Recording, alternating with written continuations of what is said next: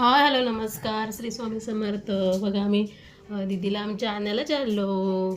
Light गेली होती आमची म्हणून व्हिडिओमध्ये कालो आहे.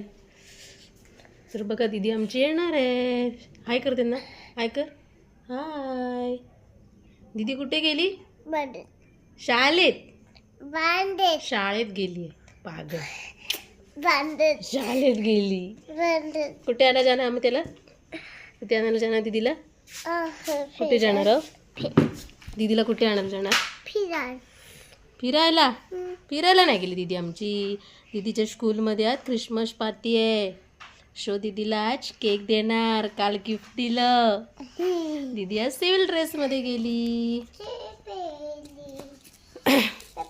सो चला, तुमच्या मुलांना ख्रिसमसची सुट्टी पडली आहे का? प्लीज कमेंट करून कळवा.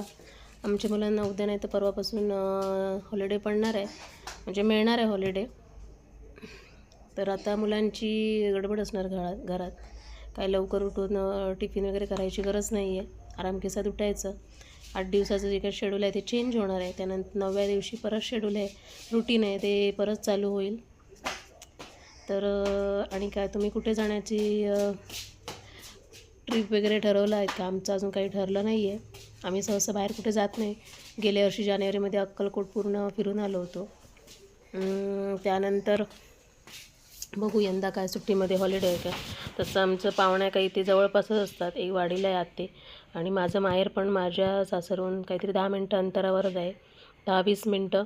त्यामुळे जास्त येणं जाणं होत नसेल. तरी मी राहायला गेले तरी जास्तीत जास्त 8-10 दिवस राहते.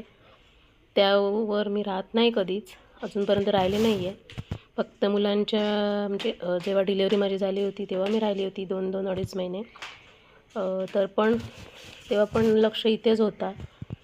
तर आता मुलीची शाळा सुरू झाली, मला मिळत नाही जायला कुठे. ठरवलं तरी सुट्टीत वेळ काढून जावा लागतो, संडे नाही तर मग मुलीला किंवा सुट्टी असेल त्या दिवशी आम्ही मार्केटला जाऊन येतो.